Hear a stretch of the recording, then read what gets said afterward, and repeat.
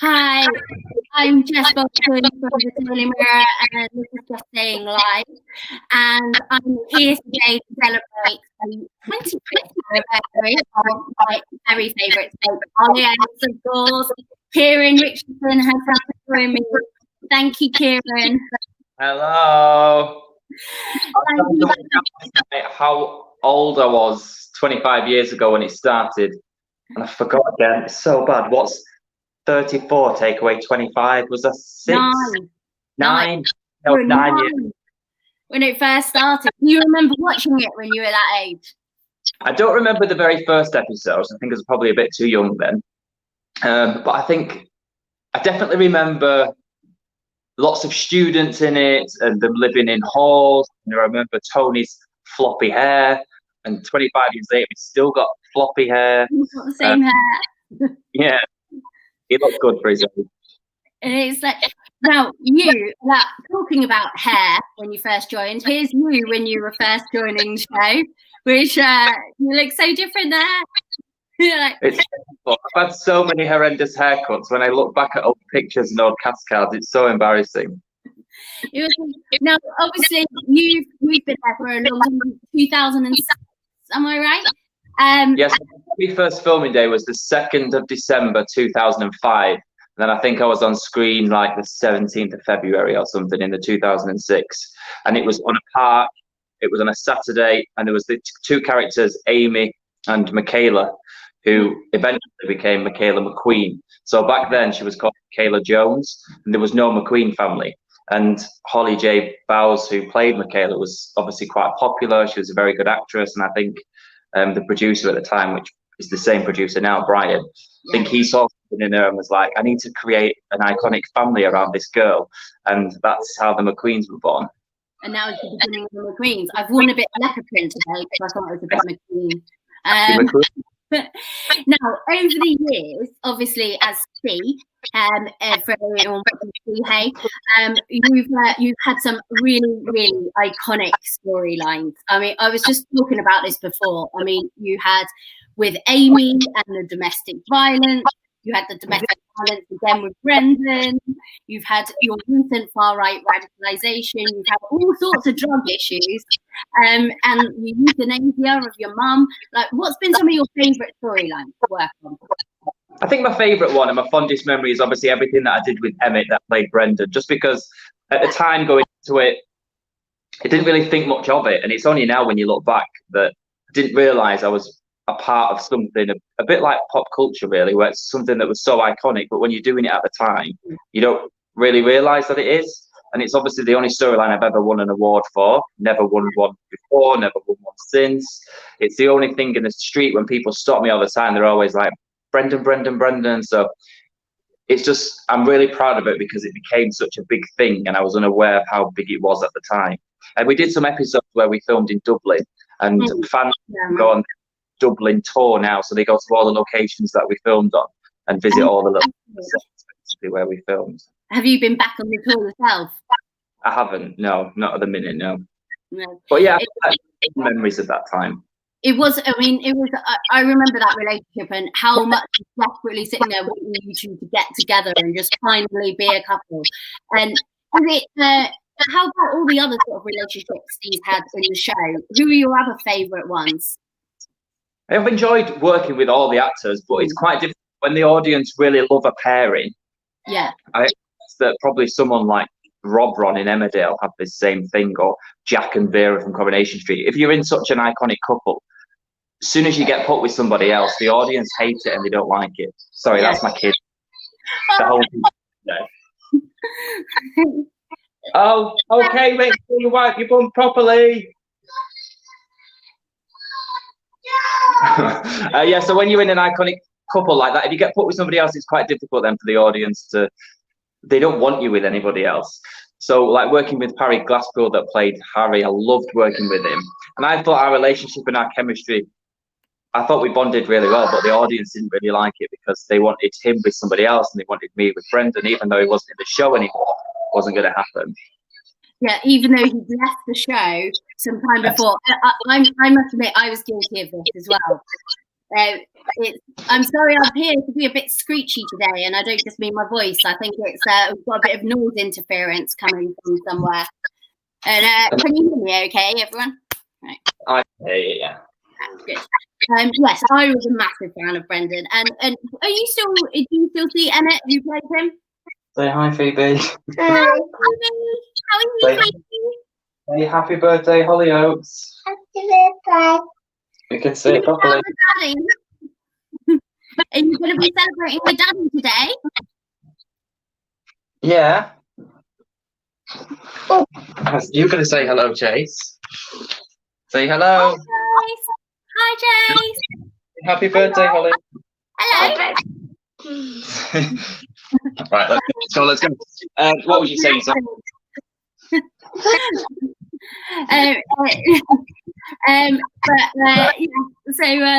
What was I saying? Yeah, do you still see Emmett at all? I haven't. I saw him about a year and a half ago. We keep in contact on the phone. Obviously, spoke to him not so long ago because he's now a dad. Well, he's already a dad when I met him, but now he's just got a new baby with Jackie McQueen. They've had a baby in real life now. Yeah, lovely. And then, obviously, congratulations to each other there. Sorry, my camera skills are not the best. Yeah, but we try and keep in contact as much as we can, but it's just hard, you know, when you get busy lives and you live in completely different areas. Yeah, and it's hard. And it's like, you've just come back to start filming again, aren't you? We're going to see you on screen in week after next, I believe, when students come back to the village after quite a disastrous few months, I believe, being the far right, radicalization. That storyline was very important. What was it like to play? Well, at the time when I got sat down to be told that I was going to do it, I hadn't even heard of the word radicalization, didn't know what it meant, so I had to do quite a lot of research. And then I was a bit nervous, to be fair. And I had quite a lot of trepidation, being like, oh, I don't really know if I want to do this. Do I think this would happen to Steve? And then in actual fact, because it was all about the grooming, and he had been groomed many years ago. So when Amy first gave birth to Lucas, there was characters called Abby and Daniel that came into the show, and they kind of groomed him. He lost the biscuits. We've just baked some Halloween biscuits. Oh gosh, you look amazing. Yeah. Oh, you're such a good dad. You want a biscuit? Nah. Yeah, so they came into the show and tried to groom Steve in order for him to give up Lucas, basically. So I was like, okay, it could happen. It could be groomed. And then obviously the reaction was huge. And before I'd got told I was doing that story anyway, I'd already decided I wanted to kind of have a little bit of a break. Yeah. And try and take the kids on a mini tour of Europe, really. Yeah. And then I got offered to do Band of Gold on stage, and I hadn't done theatre before, so I was like, brilliant, it time's perfect. And then the lockdown thing happened, so then that finished, and then I was supposed to go back to Hollyoaks in April, but then Hollyoaks got shut down also, so then I was like, well, what do I do? So then we got a question from Jane Vaughan actually saying, what was lockdown like for you? Sorry. I suppose it was quite special because I'd been on tour with Band of Gold. I missed these for like 6 months, putting them to bed at night time. So then I had this really intense period where I wasn't working, they weren't going to nursery, my husband was home as well, so we were all together as a family. And yeah, like doing things that you wouldn't normally do. Like instead of going to soft play centres, we were going, like trying to climb trees and going through forests that are near here that we would never step foot into normally. Yeah. We enjoyed it. So you had a good time. Has it been daunting going back to filming in terms of all the new measures that you've got? What sort of special things are you having to do on set now because of it? So we have to stay well away from everybody. As soon as you drive in the building in the morning, there's like an ambulance thing that takes your temperature, does all the checks to make sure like where we've been too close to anybody, we haven't got any symptoms. Regular hand washing, we have to wear face masks at all times unless you're on camera, basically. So even in rehearsals, you've still got like a face. Oh, really? Right. Yeah, so I guess the director only gets to see what you're doing as soon as you shout action for real. when they do it for real. Oh my gosh, it's all quite. I know on EastEnders they said that perspex screens between characters. Yes, I've seen that on EastEnders. I haven't done any scenes where it's been like that. I've done a scene with somebody. I'm not going to give anything away here. I've done a scene in a hospital, and instead of speaking to the actor in the hospital bed, I just was speaking to the pillow because I had to get quite close, and obviously you're not allowed to get close. The actor couldn't be there. And then I think in the future, I think there's got to be a scene where I have to hug somebody. So I think they've asked my husband to come in and like body double. Oh, I see. So they do that body double thing, which is really clever idea. We got another one here from Emmeline Saunders. Kieron, what do you think about the rumours one of your Hollyoaks co-stars are going on I'm a Celeb? Well, who is it? I don't know who we got rumoured for it. I think you're meant to be telling us. Oh, well, I haven't heard anyone. Last year I heard that Jen was supposed to be going in it, and I genuinely believed it and thought she was lying to me. We were flying to Edinburgh for the Edinburgh Fringe Festival, and obviously I'd seen all the rumours in the newspaper, and I was like, Jen, come on, you can't tell me, I won't tell anybody. She was like, no, babe, I swear I'll tell you. And obviously she wasn't in the jungle last year. But I haven't heard anybody this year. She was the one that's been back rumoured for this year as well. So do you think she'll do it, or? I don't know. When I asked her last year, she didn't say I'd never do it. She just said, no, babe, I'd tell you. But I could imagine her doing it. I think she's got one of those personalities that people think that they know her, but they actually don't. So I think if she was to go in that, she'd surprise quite a few people. And also, it's going to be very different this year because it's in Wales and it's not in Australia. I think the viewing figures are going to be huge because everyone's going to tune in because they don't know what to expect. I think if you was to do it, you'd like to do it the real jungle and go to Australia. I think so as well. I wouldn't like to be in the pouring rain, I don't think. What was I say? You've had some amazing stunt weeks during the time at Hollyoaks as well. I mean, the bus crash into the double wedding back in 2012 that your on-screen daughter caused. It got there's in all sorts of at that time. What's it like doing some of these big stunts? It's always exciting, and that's what normally happens at this time of year, actually. But I'm guessing because of coronavirus, it's not happened this year. So every year, whatever it is, whether it was like the bus.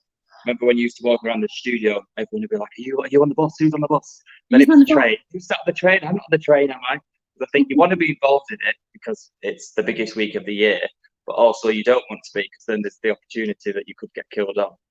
Exactly. Is there a little bit where you sort of, you see the script writers and you're like, oh, you're looking very nice today. Just want to say how much I appreciate your work before the weeks. Like, please don't kill me. Please don't kill me off. And we got another question here. Martin Duggan. Hi, Kieron. Is there any other soap you would like to be in? And if it wasn't in Hollyoaks, and how? Right, okay, we've got a two-part question. And how do you feel that gays are represented in soaps these days? So if I wasn't in Hollyoaks and I was to be in another soap, I would like to be in a brand new soap that's maybe on Netflix, because I feel like that's one of the only things that it's missing. It's got the dramas, it's now got reality TV. It doesn't have a soap. And I think in this day and age, when everybody wants like the next episode now, I think Netflix would have that opportunity to have a back catalogue of loads of episodes that people could watch. So I'd like to be something like that. And then how do I think gays are represented in soap these days? I think maybe on a personal level, from being quite young and watching soaps, there was no representation really for me to look at. So I'd say even from when I came out in 2010 to now, it's massively upped its game. Yeah. Well, in all soaps really. On every kind of the LGBT community, there's lots of things for people to watch to get a bit of inspiration from, even if it's just a bit of courage to come out, or same-sex couples can have kids. Like I've done it in real life, and my character's also done it on the soap as well. What have you got? What's he got? He's got Halloween socks. He's got what? He's got socks. What's he got? Hey, go and say hello. Hello. So what was the hardest stunt to do that you've been involved with? What was the hardest stunt to do that you've been involved with? The hardest sort of stunt week? Can you hear me? Yeah. I was just saying, what was the hardest stunt to film that you've been involved in? So I'd say the flat that Steve used to live in with Sinead, and then there was a bomb in there and the bomb exploded. That was quite difficult to do because they had to rebuild the flat. So we filmed in Liverpool and they rebuilt it in Manchester. And then they had to put us on wires. And then there was a guy holding the wires to make our bodies fly through the air. And smash it into fake wall. So it was exciting, but it's hard to do because obviously you weren't on the real set, you weren't in charge of your action because somebody else was pulling the strings, so it was quite nerve-wracking to do. But it's exciting. I didn't really even think how they filmed that when you did that, because that was so emotional, because that's when Doug hadn't been nice to the script writers, obviously, because he got chopped. So when you say it like that, of course you had to be on wires and everything. That's crazy. Is that you had a question on the screen just now saying please come back, but in good news, I'm sorry that's gone now, but whoever did say that, he is back in a couple of weeks, so that's good. And I think we just had another question come up there. Anne Gregory, what has been your favourite storyline over the years? We sort of touched on that a little bit, but would you say you had a favourite? Yeah, I'd probably say that before about the Emmett one, but also another one that have fond memories of, even though it was kind of a sad situation, was the euthanasia storyline with Steve's mum in it. And I was just really proud of the work that I did. So if I was ever to go back and watch episodes, I'd always go to that one because I just liked my performance in it, even though it's awful to watch yourself back. To actually watch that one, I'm really proud of it. Do you watch yourself? Do you watch yourself back? It must be. It's like the worst thing in the world. It's not nice at all, but you kind of have to do it. I guess if you was a footballer and stuff, you still train all the time. And I think with actors and stuff, you can only work out if you're doing it wrong if you watch it back and realise, oh, actually, I could have done that better, or maybe I should try this. And I suppose watch other actors at work and see how they do it. And see how I mean, that was brilliant, the euthanasia episode. It was really, really good. And I feel like sometimes the soap doesn't get the credit for all the groundbreaking storylines you've done over the years. I mean, I did a film about so many different things. You've been involved in most of them.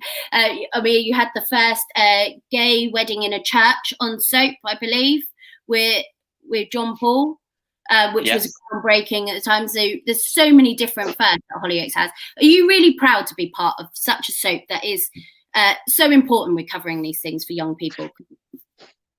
Yeah, and I feel like it doesn't get enough credit for the groundbreaking stuff that it actually does do, considering it's like the infant of the soaps and it's the youngest. It's always the first to push the boundaries. And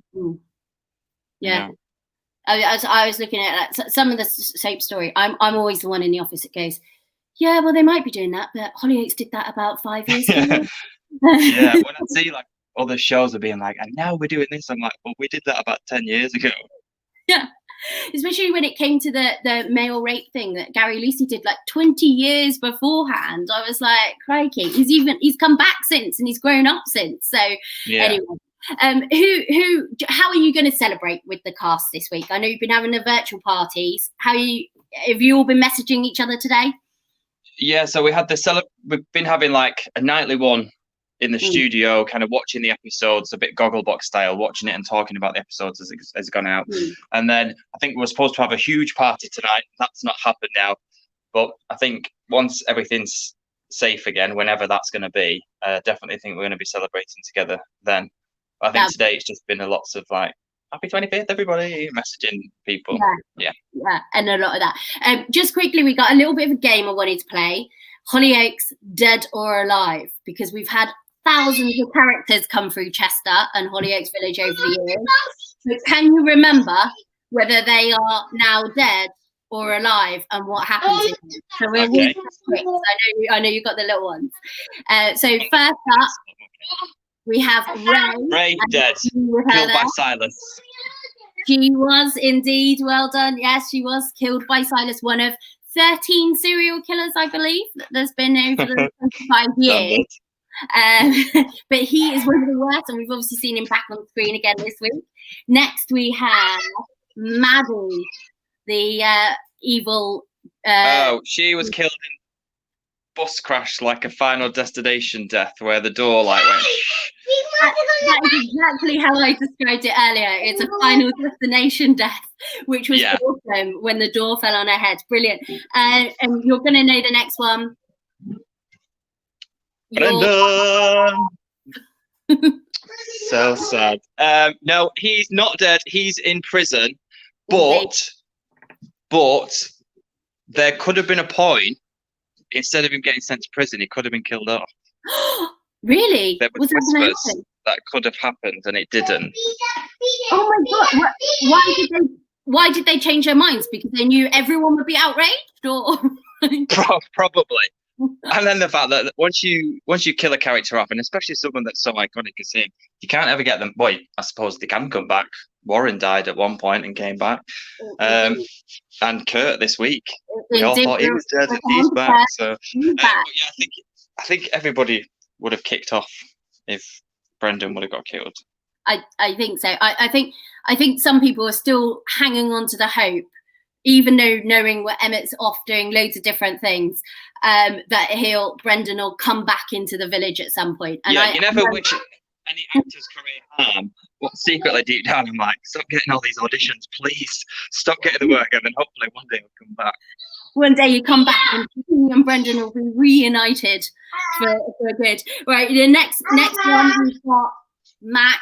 Poor Max. Oh, poor Max from Max and OB and Max and Steph. That was the wedding day. He died and he got killed because Niall McQueen was in the car and knocked him over. Oh my gosh, that's amazing. I was just expecting knocked down by a car, but every detail. Honestly, amazing. And final one, I believe, Jackie. We've got Myra in there as well, but Jackie is the one we're asking about. Jackie lives in Alicante, so she is well and live in Alicante, I think. She is indeed, and she's boosting hooped earring sales out in Spain, clearly. And just finally, because I know you haven't got too long today, but we were just going to run through some of the showbiz stories we liked this week. Just to see what your take on some of them is. So at number 5, we have Jennifer Aniston's hair, the Rachel, is the most requested celebrity haircut of all time and still currently. Can you remember what you were like in the 90s? Did you have some good style fads? Probably not. Looking at my hairstyles from the noughties, I remember the Rachel though, because I think my mum was obviously obsessed with it, so she was like, "I want the Rachel cut." I think, she probably didn't even realise at the time, or whoever her hairdresser was, that they were creating, like I said before, this piece of pop culture and how massive it was. And she actually hated that haircut. And have you had any looks on the show that you've really hated? I had a perm for a bit, which I wasn't proud of. I wanted curly hair, and my hair's so super straight. So my hairdresser was like, "Well, I can put a demi roll in. Technically, it's a perm. I think you'd suit it."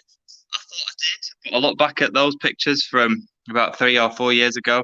It's not the best. It wasn't the best. Sorry, it wasn't. I like it how it is now. It looks lovely. And at number 4, we have.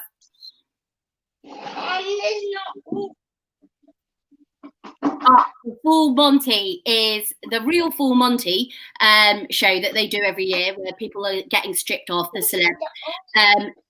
Is now this year up to the ante because they're going to be stripping on ice.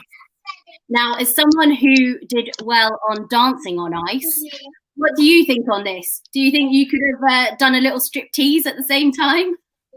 Well, I've actually got asked to do this 2 years ago. It wasn't on ice; it was the other one. Yeah. And I got too scared, and I was like, "No, can't get naked. Can't do it. Just no." As much as it's for an amazing cause, I'm just too petrified to do something like that. But I suppose doing it on ice is quite fun. I think is it announced who's doing it now? Because I know some people that are doing it. Yeah, there's a runner who's doing it. Obviously, Ashley's heading up the men again. Linda Lusardi's doing it. Somebody from Hollyoaks is doing it, isn't it? Yes. Who is it doing it? Jamie Lomas. Yes, of course. Is that out there without to say? Yeah. Thank you. You caught me out on that one. Yeah, Jamie's doing it. I mean, obviously, he's no stranger to getting his torso out on occasion. I know, but probably he's got a bit of a disadvantage. When you look at the lineup that's doing it, there's quite a lot of ex-Dancing and Ice contestants. So they've already got that bit nailed down. Now they've just got to learn how to whip the trousers off. So Jamie's got to learn how to skate first. How to skate rather than whip his top off, which is like, is it quite difficult, the pressure on being, because you used to have the Hollyoaks hunks calendars and everything like that. Do you feel the pressure to be also? Oh, it used to be horrendous for me when I knew that time was coming up. I think we used to shoot it in April, and I've never been, known for having a body. I've always been just skinny and hated being skinny, and tried to go to the gym and wasn't getting successful. Tried to eat more, I just was a naturally skinny person until getting into my 30s now, and it's kind of, when I'm going to the gym, it's helping me put on a little bit of size. So I think when it used to do the calendar, I'd be like, please can I just do this tight headshot? That's it. Yeah, and that's obviously, like, the show was renowned for having a body like that, or what I thought back in the day, and that's what people's perception of it was. But then when you actually work there and watch it, it's more now about the actual talent than what people look like. I mean, it's totally different. It's totally changed from the times but people still say, there's a lot of beautiful looking cast on it, which is nice, and it's the same as every soap, isn't it? It's the same thing. You don't have so anyway, at number 3.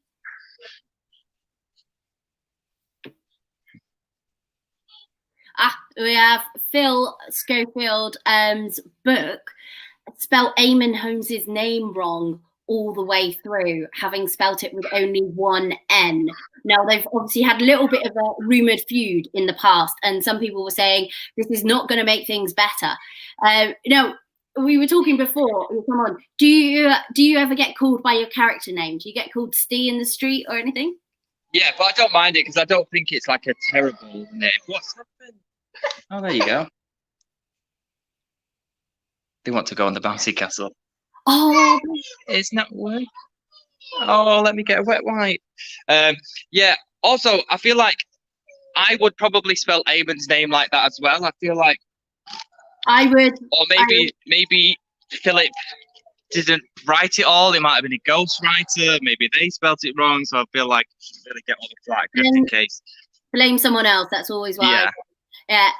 Move on swiftly. So Bill Bailey is number 2 on Strictly. There was a little story this week that he is the most unlikely person to come up with the annual story of someone's had ballroom dance training before. Now, if you'd asked me who it was, it would not be Bill Bailey that I would have guessed. But he actually wrote about it in his new book, so he doesn't seem to mind. And it's been many years since I think he did it as a kid, so I think we can let him off. And it's not like he's hiding it either. He's been open about it and saying, like, I'm going to be awful. I need this extra help, so why not? Exactly. Would you think about doing Strictly after your Dancing on Ice stint? Would you, or what other shows would you like? To be honest with you, I don't think they'd have me anyway. I think I've never seen anybody do Dancing on Ice and then do Strictly. I think once you've done one dancing one, then that's it. I'd give it a bash. I wouldn't be any good because I definitely can't dance. Even though I got to the final of Dancing on Ice, there was never any dancing involved. I don't know how you did that. I mean, honestly, I mean, it looks like the worst show to be part of. Weren't you terrified the whole time that you were going to punch your hand off or something? Right, all right. And moving on to number 1 of our story, the week. It is obviously Hollyoaks turning 25. And as we mentioned, and here's you, there you are. Like, I love these pictures because obviously you all had to I do look them. like a Power Ranger though. I've got loads of new tracksuits since I've come back. Have And you? they're all quite bright. And that one, I feel like I look like an actual Power Ranger. You do a little bit. I thought you look a bit familiar. I was trying to work out what it was. So obviously 20 big celebration, 25. One of the big things this week, obviously Kurt coming back from the dead. And I was going to ask you, who would you like out of the characters to bring back from the dead? Bring back from the dead. Oh, my sister Tegan. Oh yeah, Jess Ellis. Because I've got such a special relationship with her, and we're still really close now. I see her all the time. Do you?